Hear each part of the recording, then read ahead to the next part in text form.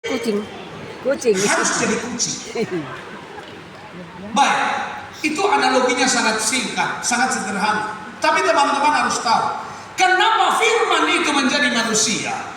Sebenarnya Allah tak cukup, tidak sempurna. Allah bukan tidak lengkap ketika perjanjian lama menawarkan keselamatan. Bahkan ketika perjanjian lama mengatakan, jadilah orang baik, jadilah bangsa baik, jangan mencuri, jangan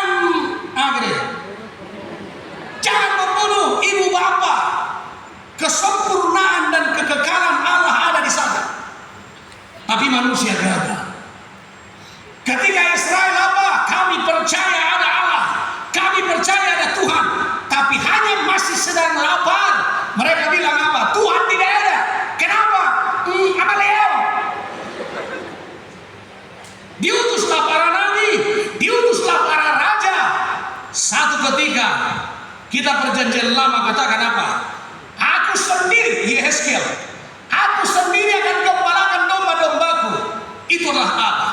Maka ibu bapak, supaya manusia tak cukup alasan, supaya Unime tak cukup alasan bahwa Tuhan terlalu jauh, Allah terlalu jauh, maka dia menjadi manusia.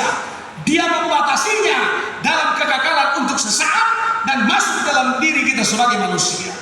Nah, saudara-saudara, tak satu pun bisa melihat Allah, tak satu pun bisa melihat Allah. Tapi ketika firman itu menjadi manusia, Allah itu menjadi manusia, maka manusia tak punya alasan apa-apa untuk katakan Allah tidak ada. Itu makanya teman-teman, semua Yesus alami toh. Semua dialami. Dia lahir, dia anak-anak, dia remaja, dia dewasa, kemudian Dia siksa. ada dua orang di sana, tadi kurang sadar mungkin, remaja, dewasa, terusan tua. Yesusnya sempat tua. Dia sudah umur 32 sudah. Dan itulah gambaran saudara. Ketika Yesus mengalami semua kehidupan saudara, maka tidak ada alasan keluhan yang berlebihan dalam hidup ini. Sebab Yesus telah mendahului kita dalam segala hal. Dan itu sangat penting. Alasan-alasan Adam, alasan Hawa, alasan Israel juga tak cukup membuktikan bahwa Allah tidak ada. Sebab firman itu menjadi manusia. Allah berinkarnasi, dilahirkan sebagai manusia. Makanya teman-teman, kalau di PA anak-anak mahasiswa Kristen boleh bahas, Yesus datang, firman menjadi manusia itu bukan hasil permintaan manusia. Dan bukan hasil diskusi manusia dengan Allah, tapi ini kebijakan, ini adalah inisiatif dari Allah. Jadi kalau ditanya kenapa sih Allah itu jadi manusia, kegagalan dunia untuk berjumpa dan percaya dengan Yesus, itulah alasan terbesar Allah yang mengatakan, aku sendiri akan gembalakan domba-dombaku. Maka dia hadir menjadi Yesus. Dan dikatakan berikutnya apa?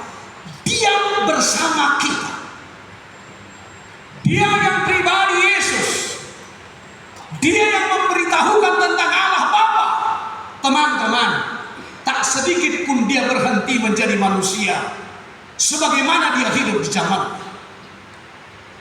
Saudara-saudara lihat, ketika Yesus diam bersama kita, kita kembali ke peristiwa kelahiran sementara.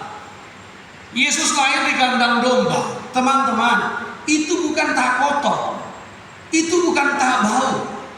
Tapi saya pernah bilang begini, teman-teman, bersyukurlah ketika Yesus itu lahir di kandang domba. Sebab yang kita bilang kandang bau, kotor, itulah hidup saudara dan saya yang akan kotor ketika kita sudah jauh melanggar firman Tuhan. Dan ketika Yesus lahir di kandang domba yang kotor itu, kehadirannya memulihkan kehidupan saudara dan saya. Diam di antara kita. Yesus bukan sosok yang suka membiarkan orang lain dan dia menjadi penonton dalam semua masalah. Coba lihat bagaimana Yesus. 5.000 orang lapar. 5.000 lapar. Yesus tak berkorban lebih panjang. Itu murid-murid panggil. Apa kau punya? Lalu anak-anak bilang apa? Saya ada ikan, saya ada roti. Yesus tidak membiarkan itu. Maka teman-teman, ketika hadir bersama kita, ini akan menjadi keyakinan yang melekat supaya amak inang, saudara-saudara mahasiswa, jangan ada keluhan yang berlebihan lagi dirimu. Selama Yesus yang diam di antara kita itu bersama-sama dengan kita. Ada orang lumpuh, Yesus tidak pernah tanya itu orang lumpuh. Nama dia apa tuh? Kotor, kencang dong. Ujungnya ponggol mapa. Yesus bukan begitu. Dia lihat itu terjadi, orang lumpuh katakan, ketika Yesus bersama dengan saya, maka saya pun boleh dibangkitkan. Begitulah kehidupan kita, teman-teman.